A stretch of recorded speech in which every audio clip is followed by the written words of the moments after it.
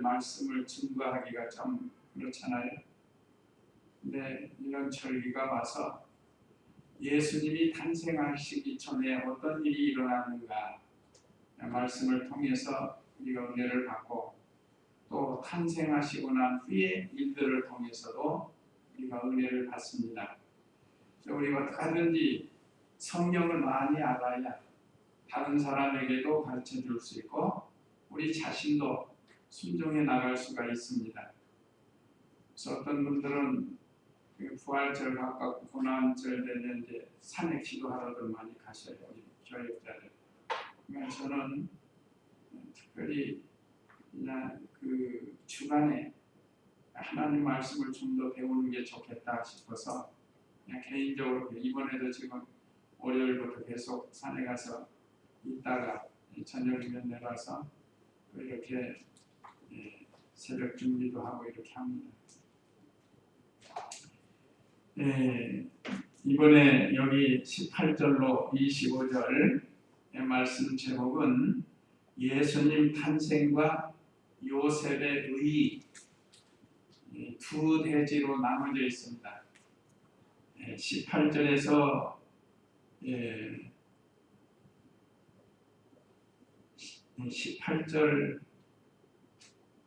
18절만 예수님 탄생에 대해서 이 세 가지 진리를 가르쳐주고 나머지는 요셉의 의가 이렇게 기록이 되는데요. 참 그 시대에 많은 사람들이 있지만 우리 누가복음을 지금 새벽에 배우고 있는데, 누가복음은 마리아에 대해서 기록이 되어 있고, 오늘 여기 마태복음은 그 요셉에 대해서 기록이 되어 있습니다. 왜 하나님께서 이 사람들을 성경에 기록했는가? 우리도 이 사람들과 같이 믿음을 지키라는 거죠. 그래서 이 역사적 사실을 우리에게 가르쳐 줍니다. 새벽 시간에 우리가 첫 시간에 마태복음 1장 1절로 17절 내용은 세 가지를 우리에게 가르쳐 줬습니다. 예언 필성, 예언은 반드시 이루어진다 라는 말씀으로 우리가 은혜를 받았습니다. 성경에 예언된, 그래서 우리 예수님도 예언대로 오신 거예요. 예언대로. 이미 구약 성경 아담 때부터 예언된 대로 예수님께서 이 땅에 오셨습니다. 또 하나가 뭐라고 그랬죠? 인성변천. 인간의 성품은 변한다. 그 중에 대표적인 족보에서 여성 4사람이 나왔죠. 4사람.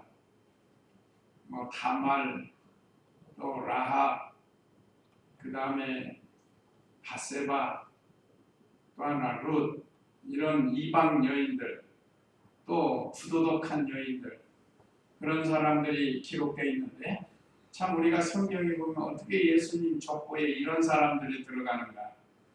우리 사람 같으면 다 삭제해버렸을 거예요. 근데 성경은 진실하기 때문에 그대로 기록하면서 거기서 우리에게 또 교훈을 주는 거예요. 예수님 믿고 변화의 새 사람 된 것을 가르칩니다. 과거에 어떤 잘못을 했다 할지라도 예수님을 믿고 변화의 새 사람이 된, 그래서 예수님의 족보에 기록된 이 4여인에 대해서 우리가 배웠습니다. 또 마지막 바벨론 70년 생활 통해서 준 것은 뭐죠? 신학상선, 악은 징계하고 선은 상을 주신다. 이스라엘 백성들이, 유다 백성들이 하나님 앞에 우상 숭배하고 안식일을 범하고 하나님 의지하지 아니하고 물질이나 사람을 의지하는 것, 이게 도에 지나치니까 하나님이 그들을 바벨론으로 70년 포로 생활하게 했습니다. 그러다가 그들이 돌아 회개하니까 해방을 시켜주십니다. 이게 또 역시 예언대로 된 겁니다. 예언 필성, 예언은 반드시 이루어집니다. 우리에게 마지막 예언된 건 예수님의 재림이다. 우리 재림을 늘 고대하면서 늘 주님 앞에서 믿음을 지켜야 된다. 그런 내용으로 우리가 1절에서 17절까지를 배웠습니다. 오늘 18절은 예수님 탄생의 세 가지 진리, 예수님 탄생에 있어서 세 가지 진리가 여기 18절에 기록이 됐어요. 한번 읽어보세요. 예수 그리스도의 태어나심은 이러하다. 그분의 어머니 마리아가 요셉과 정혼하였으나 그들이 아직 동거하기 전에 성령으로 잉태한 것이 드러났다. 네, 여기 예수 그리스도의 태어나심은 이러하다. 예수의 뜻이 뭐라고 했죠? 자기 백성을 저희 죄에서 구원할 자이시다. 그래서 구세주예요. 우리 예수님 믿는 성도들 한번 물어보세요.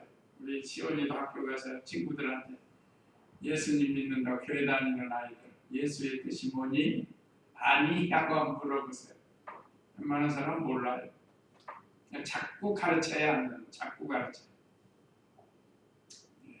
그러니까 우리 예수님은 자기 백성, 예수님의 백성이 따로 있어요. 백성이 아닌 자들이 따로 있다. 근데 우리는 예수님 백성이 된 겁니다. 저희 죄에서, 우리의 죄에서 구원한다.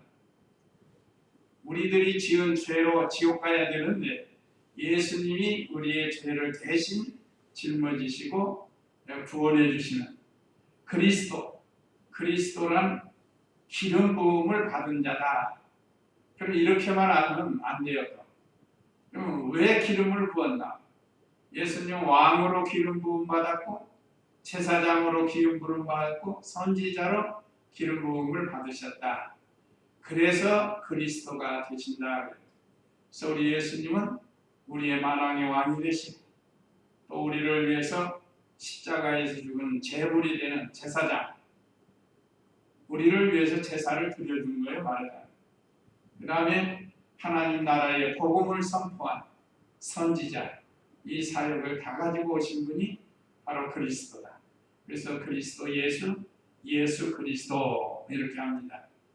그 태어나심은 이러하다. 그분의 어머니 마리아가 요셉과 정혼하였으나, 이건 정혼은 약혼이라고 했습니다.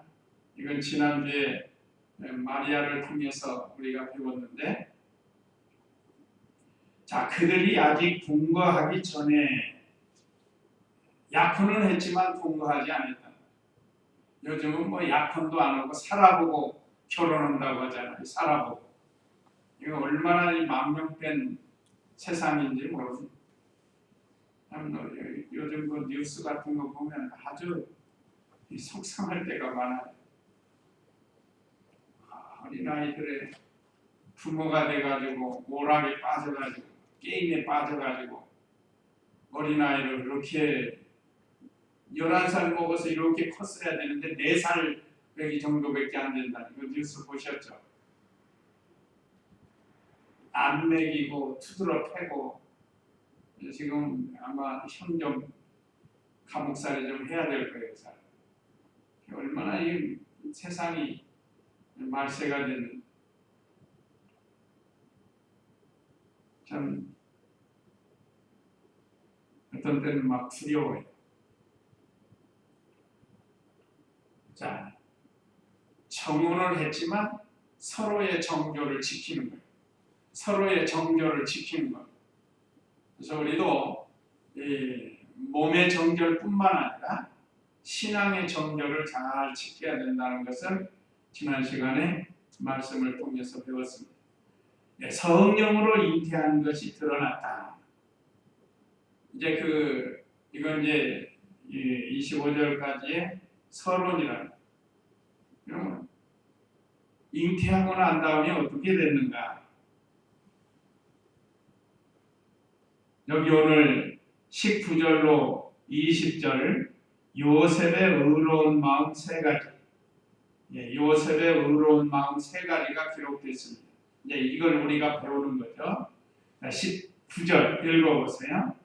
그 여자의 남편 요셉은 어려운 자여서 그 여자를 드러내지 않고 은밀히 끊고자 하여 이 일을 생각하고 있을 때에 주님의 천사가 꿈에 나타나 그에게 말하였다.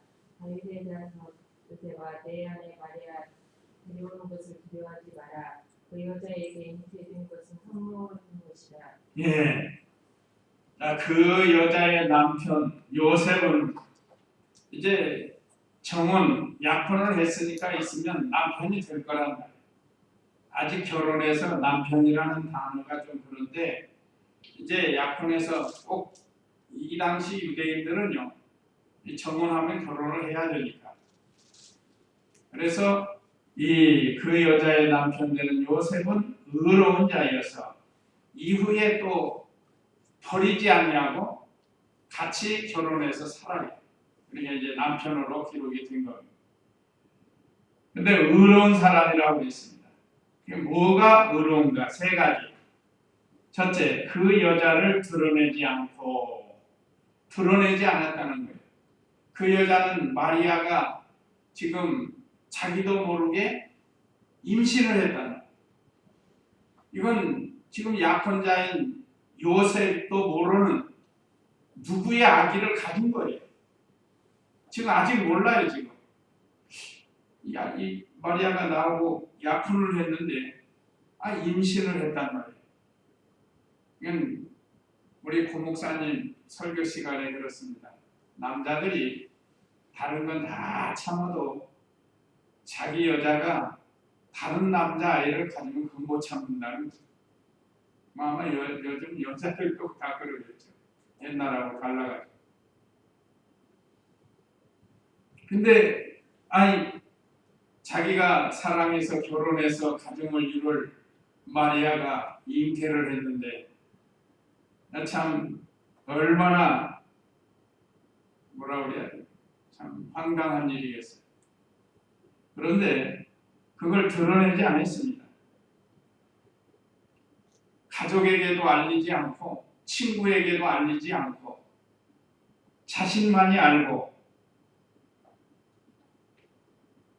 이것은 이 일 때문에 어떤 사람이 이렇게 돌에 맞아 죽거나 핍박을 받거나 하는 것이 자기 생각에는 옳지 않은 거예요. 그래서 요셉은 그걸 드러내지 않았습니다. 이건 인내의 마음이라고 합니다. 인내 마음. 잘 참은 거예요. 오늘날 참지 못해가지고 사건이 얼마나 많이 생겨요.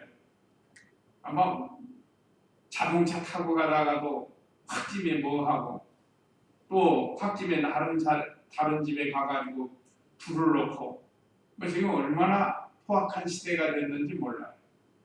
이럴수록 저와 우리 성도님들은 이 화내는 걸 잘 절제를 해야 됩니다.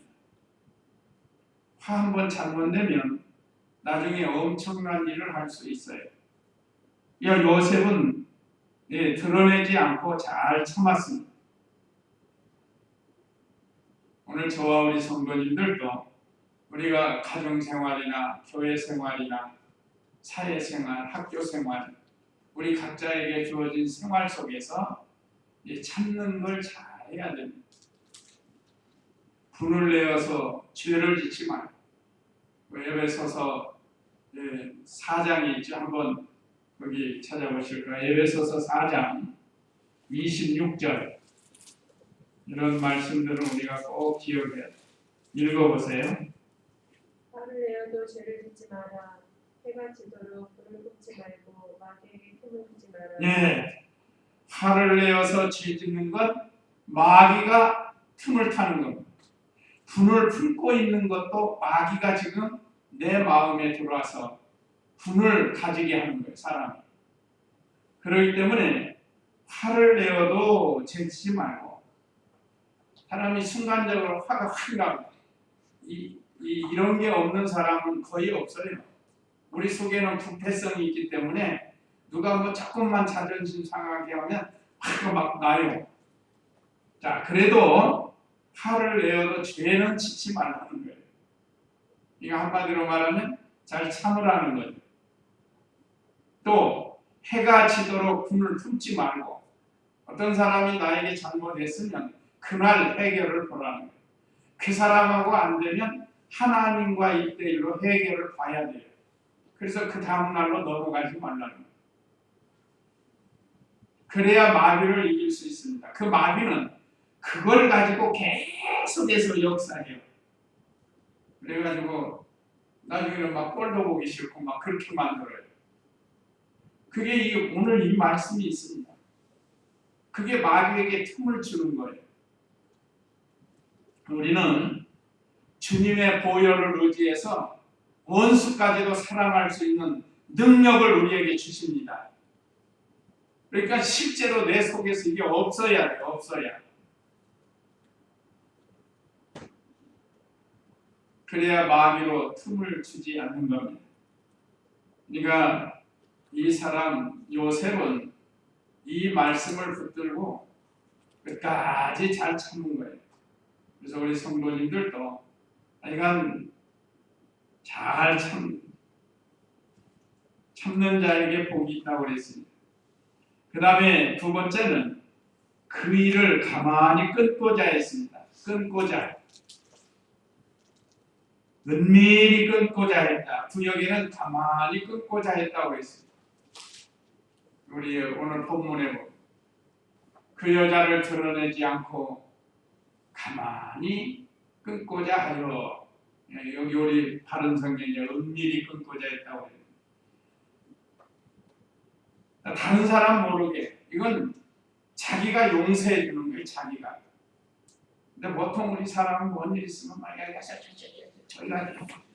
해가지고 자꾸 일이 커지는 거예요. 그러니까 그렇게 하지 말라는 거예요. 그래서 우리가 상당히 조심해서 이 요셉의 의로운 마음을 본받으라는 거예요. 종종 말씀드렸는데 그 당시에 처녀가 아이를 가지면, 더군다나 약혼자가 아이를 가졌는데 그럼 돌에 죽이라고 신명기 22장에서 우리가 배웠죠. 돌에 맞아 죽을 죄예요, 그게 사실은. 그런데 요셉은 평소에 마리아를 알아요. 저 사람이 믿음도 참 좋고 그럴 사람이 아닌데 왜 이런 일이 있을까? 보니까 요즘 말로 하면 바람 핀 것도 아닌데 왜 이런 일이 있을까? 이렇게 이 요셉은 생각을 한 거예요. 이제 그 밑에 깊이 생각한 게 나오는데, 참 마리아가 믿음도 좋고 좋은 처녀인데 어째 이런 일이 있었을까 해서 기도할 수밖에 없었죠. 그래서 나만 참으면 된다 하고 가만히 끊고자 했습니다. 이거는 아주 선한 마음으로 용서하는 마음. 우리 도봉교에서 큰 일이 하나 생겼었는데, 그때 우리 고성남 목사님이 오셔가지고 이 성경을 가지고 이제 화해를 하려고, 양쪽 분쟁이 생겼다. 분쟁. 그러니까 제목이 그거예요. 용서는 최고의 사랑이다. 이거 제가 잊지 않아요. 오래됐거든요. 지금 한 20년 거의 되는데, 20년도 더 됐는데, 용서는 최고의 사랑이다. 고 목사님이 잊어버리셨는지 모르겠지만 저는 그때 배운 말씀을 안 잊어버려요. 그래서 어떻게든지 우리도 좀 용서해 줄 수 있는 그런 자리에 들어가요.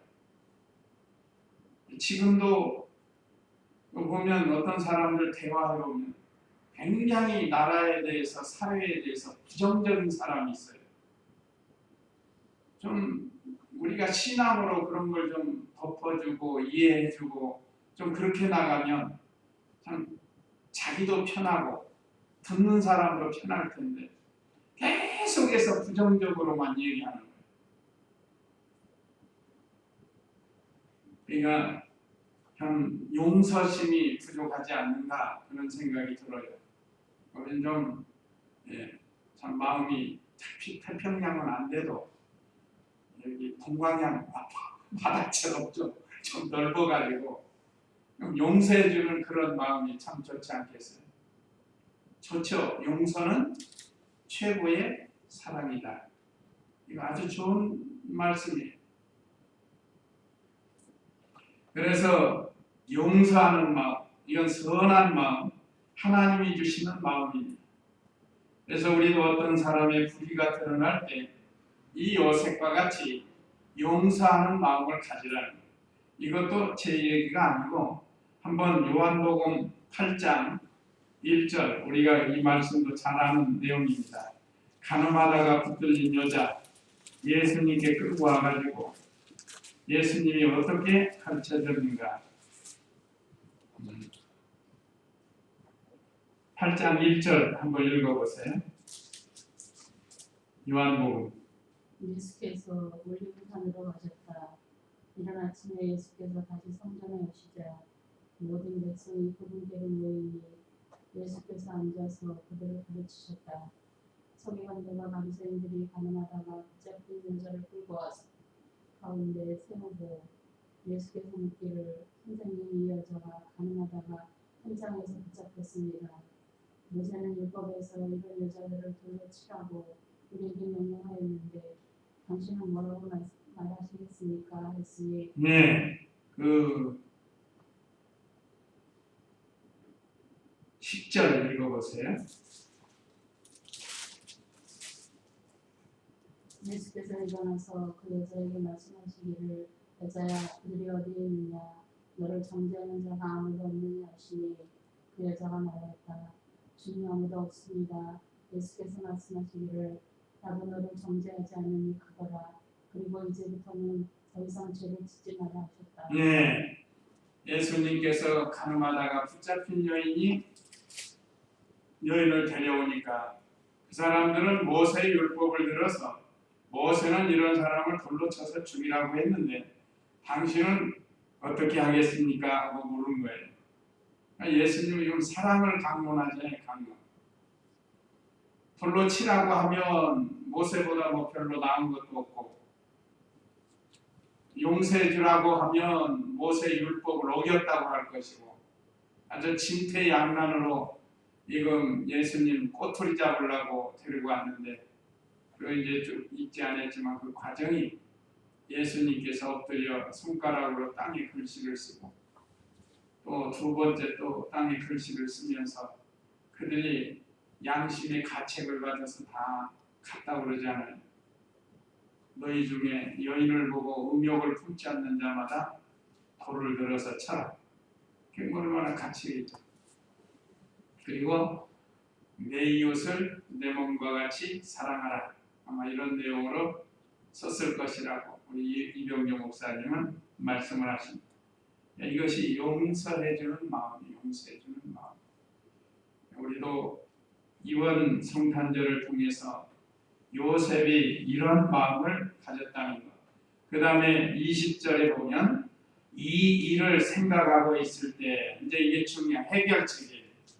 아까 그거는 자기 마음에서부터 자 인내심을 가지고 용서하는 마음을 가지고 있는데 여기는 신중한 게 신중한 거.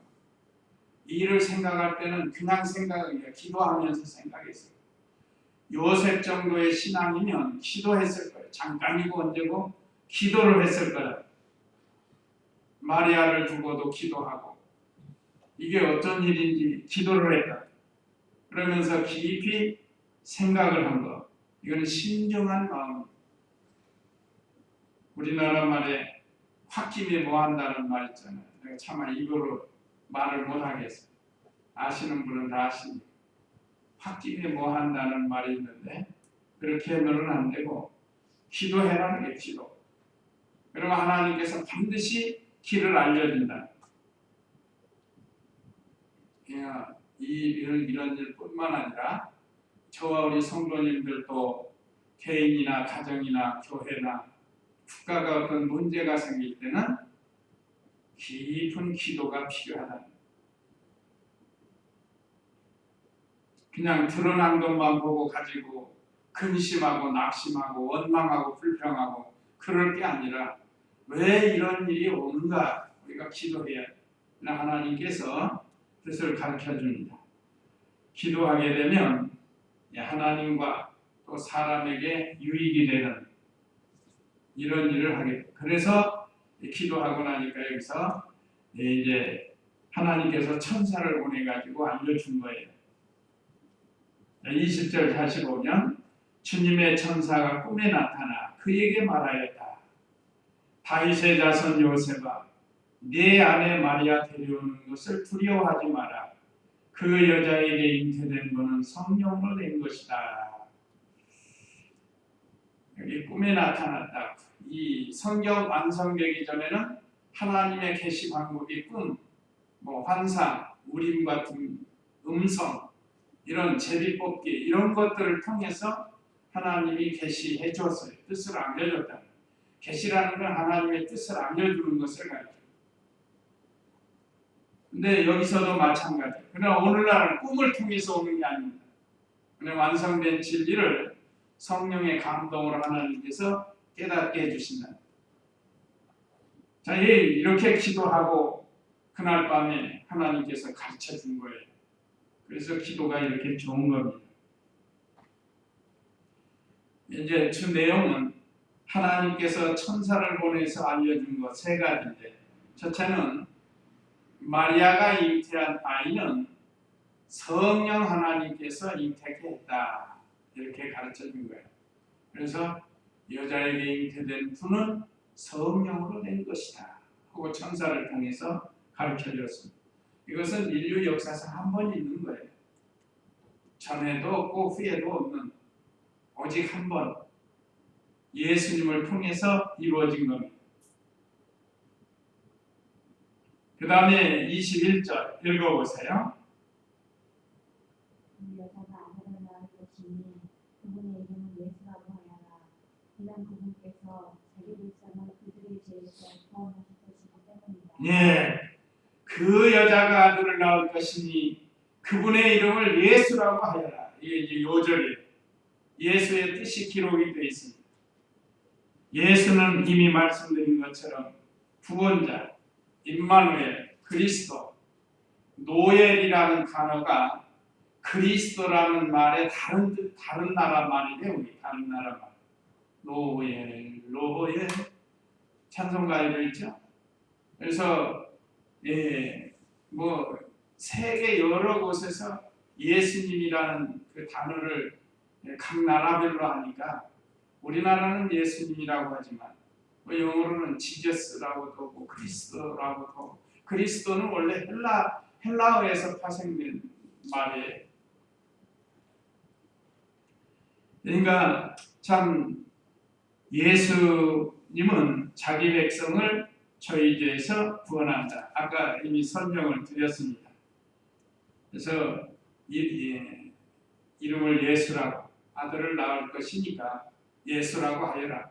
확실하게 가르쳐준 거예요. 확실하게. 딸인지 아들인지 쌍둥이인지 그건 모르지만 천사를 통해서 아들이다. 나는 예수라고 하라 하고 확실하게 가르쳐준 겁니다.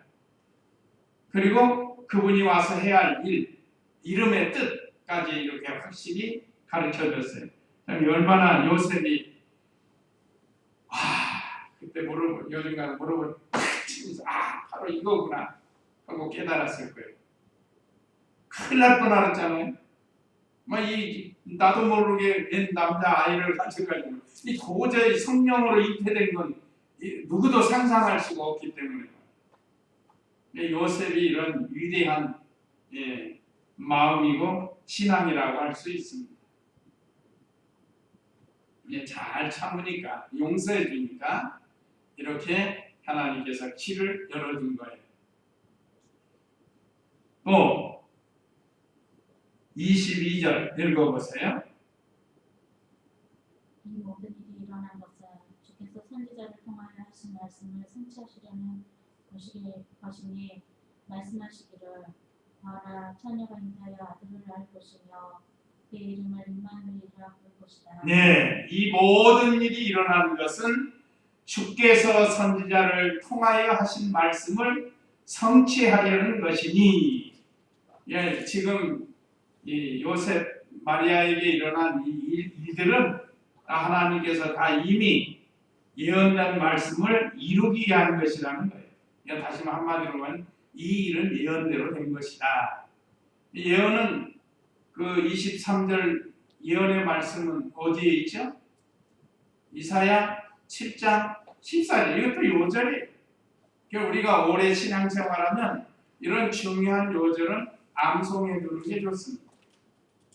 우리가 뭐 많이는 못해도 이사야 7장 14절 이사야 선지자를 통해서 예수님 오시기 전 700년 전 선지자에게 보라 처녀가 잉태하여 아들을 낳을 것입니다.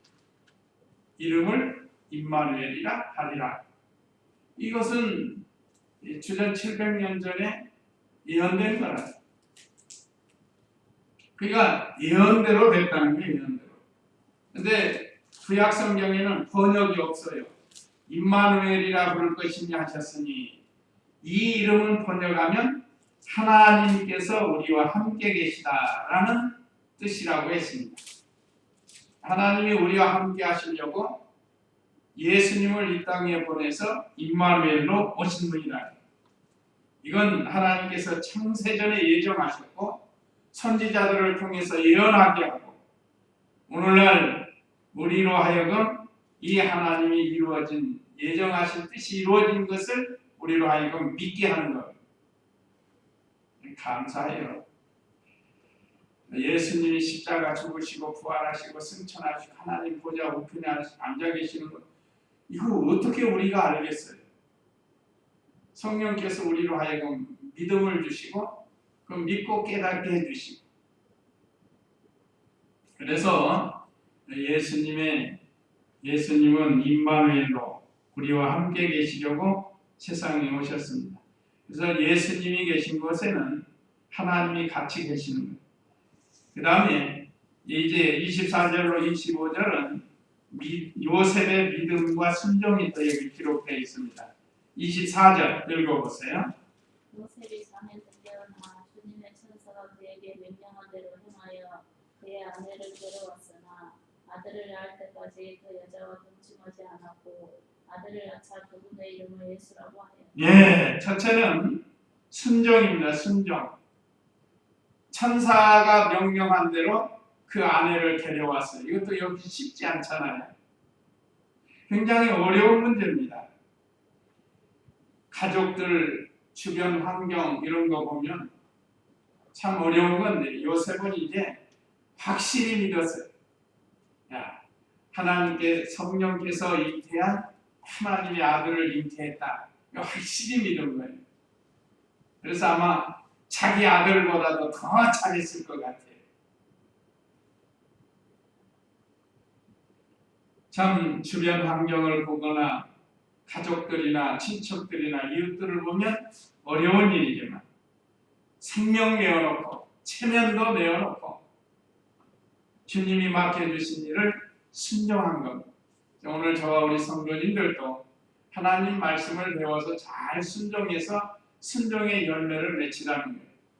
그래서 요셉이 잠에서 깨어나 주님의 천사가 그에게 명령한 대로 행하여 그의 아내를 데려왔으나 또 하나님 말씀을 순종하는데요.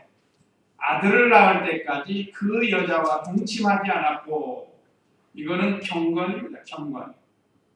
요셉의 믿음과 순종에서 이 경건 생활의 경건. 우리 성도는 경건한 생활을 해야 될 것을 가르쳐줘요. 요즘 보면 사람들이 왜 망년에 한다고 술들을 너무 먹어가지고 음주운전하고 도망가고 다른 사람 다치게 하고, 이게 경건치 못한 거예요. 저와 우리 성도님들은 참 요셉이 아들을 낳기까지 그 여자가 동침하지 않았다는 건 상당히 경건 생활한 거예요. 우리 신앙생활에 중요한 것 중에 하나도 경건인데, 어디를 가든지 경건한 생활, 자기를 지키고 매사에 절제하는 것. 무슨 이성 문제뿐만 아니죠. 먹고 마시는 문제도 마찬가지. 우리가 경건한 생활이 되어야 된다. 그 다음에 마지막 아들을 낳자 그분의 이름을 예수라고 하였다. 이건 역시 순종한 것으로 봅니다. 믿음으로 순종한 거예요. 천사가 가르쳐준 대로. 원래 사람의 족보대로 하면 이렇게 하면은 안 돼. 다른 이름을 써야 돼. 이건 하나님의 말씀대로 한 겁니다. 그래서 우리도 사람이나 무슨 풍습이나 족보나 그런 거 따라가지 말고 하나님과 하나님의 말씀을 따라가야 할 것을 오늘 이 요셉을 통해서 우리에게 가르쳐주는 귀한 말씀들입니다.